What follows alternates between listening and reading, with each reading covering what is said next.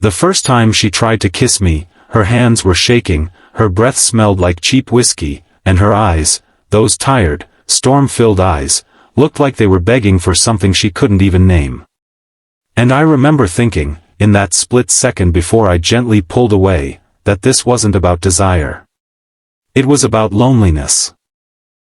Before we go further, if you believe in kindness, in second chances, and in seeing people for who they truly are beneath their worst moments, take a second to like, comment, share, and subscribe to the Kindness Chronicles. Stories like this matter, and they stay alive because of people like you.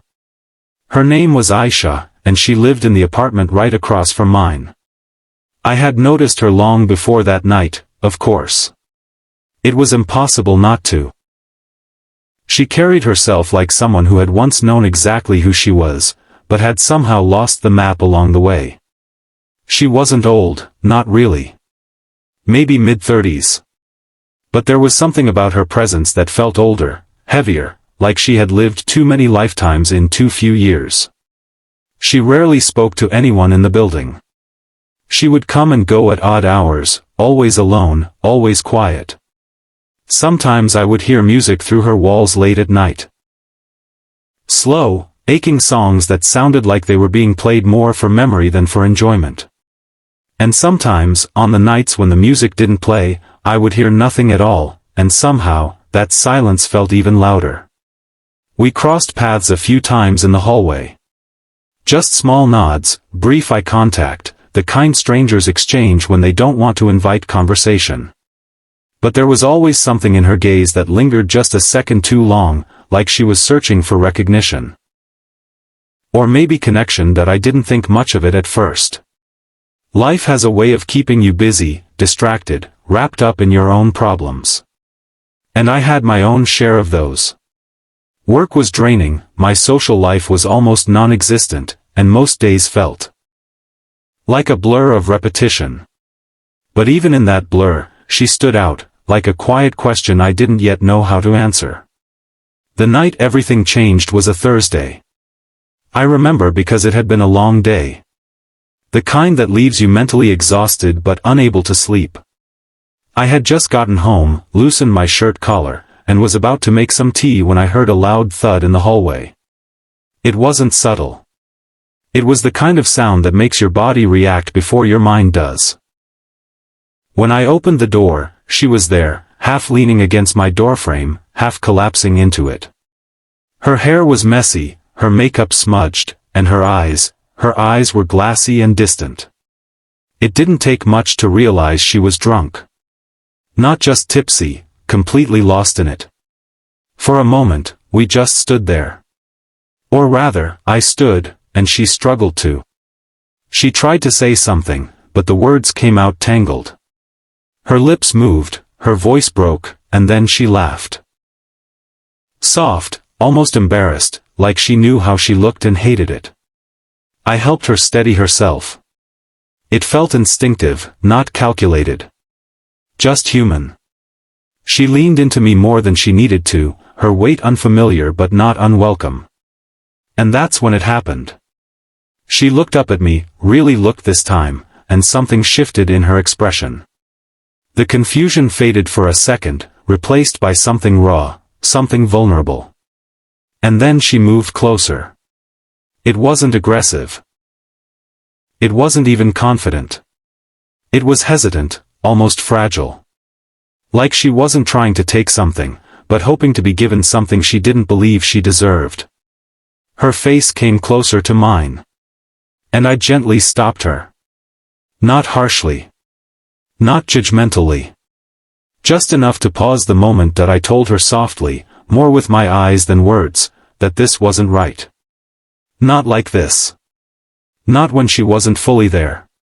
For a second, I thought she might get angry. Or embarrassed. Or shut down completely. But instead, she looked at me with something I still struggle to describe. Relief. That's when I made the promise. I told her that if she ever wanted that moment again, she deserved to have it when she was fully present.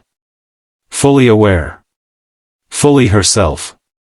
And that when that day came, I would make the first move. She didn't respond right away. Just stared at me, as if trying to decide whether to believe me. Then she smiled. Not the kind of smile people give out casually. This one was small, fragile, but real. Like the first crack of sunlight after a long storm. I helped her back to her apartment that night. Made sure she got inside safely. Left her with a glass of water and the quiet hope that maybe, just maybe, something had shifted. The next morning, I wasn't sure what to expect. Sometimes moments like that disappear with the sunrise, buried under embarrassment and denial. I figured she might avoid me. Pretend it never happened. But she didn't. That afternoon, as I stepped out to grab groceries, she was there in the hallway. Sober. Composed. Different. She looked lighter. Not completely healed. Not magically transformed. But there was a clarity in her eyes that hadn't been there before. We stood there again, just like the first time we had ever crossed paths. But this time, something had changed. She thanked me. Not in a long speech. Not dramatically. Just a simple, quiet thank you that carried more weight than words should be able to hold. And from that moment on, everything began to shift. We started talking more. Slowly at first. Casual conversations about small things. The weather. Work. Random observations about life. But beneath those simple exchanges, something deeper was forming. Trust. She began opening up in pieces. Never all at once. Never in a way that felt forced. Just fragments of her story, shared over time. She had been through more than most people could see. A failed marriage that had drained her emotionally. A career she had once loved but lost after everything fell apart. Friends who had slowly drifted away when she needed them most. And somewhere along the line, she had started using alcohol as a way to quiet the noise inside her. Not because she wanted to lose herself. But because she didn't know how to live with herself anymore. There were nights she still struggled. Nights when the music returned. Nights when I could hear the weight of everything pressing down on her again. But now, she wasn't alone in it. Sometimes we would sit outside on the steps, just talking. Sometimes not even talking.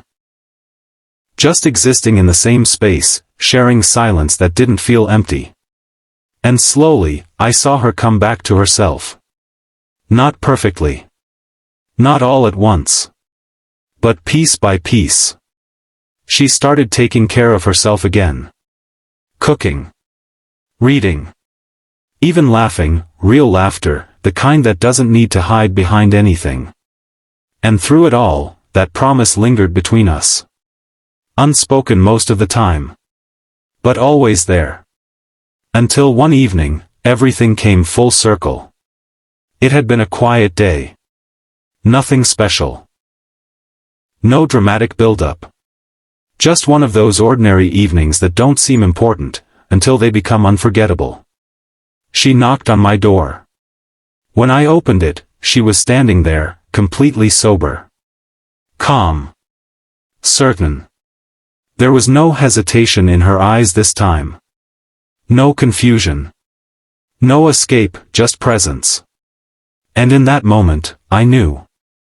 This was it. The moment she had grown into. The moment we had both been waiting for, without rushing, without forcing. I didn't ask questions. I didn't overthink it.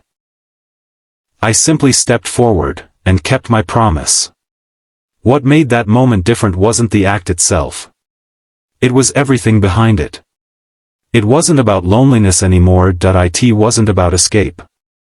It was about choice. About healing. About two people meeting each other not at their lowest points, but at a place they had fought to reach.